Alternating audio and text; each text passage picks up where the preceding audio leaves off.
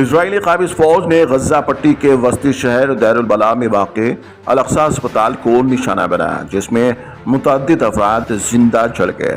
مقامی ذرائع کے مطابق اسرائیلی فضائی حملوں نے اسپتال کو نشانہ بنایا، جس سے مریضوں، طبی عملے اور زخمیوں کی جانیں خطرے میں پڑ گئی۔ یہ حملہ ایک ایسے وقت میں ہوا جب غزہ کی پٹی میں جاری اسرائیلی بمباری کے نتیجے میں بڑے پیمانے پر جانی اور مالی نقصان ہو رہا ہے۔ اسپتال پر حملہ بین الاقوامی قوانین کی سنگین خلاف ورزی ہے، کیونکہ جنگ کے دوران طبی سہولیات اور اسپتالوں کو نشانہ بنانا ممنوع قرار دیا گیا ہے۔ دیر البلاء میں یہ اسپتال علاقے کے مرکزی طبی مراکز میں سے ایک ہے، جہاں شدید زخمیوں کا علاج کیا جا رہا تھا۔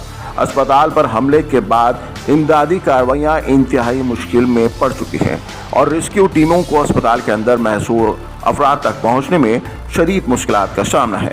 یہ واقعہ غزہ میں جاری انسانی بحران کو مزید سنگین کر رہا ہے، جہاں بجلی، پانی اور ادویات کی شدید قلت ہے اور مسلسل حملوں کے باعث اسپتال کی حالت انتہائی ابتر ہو چکی ہے۔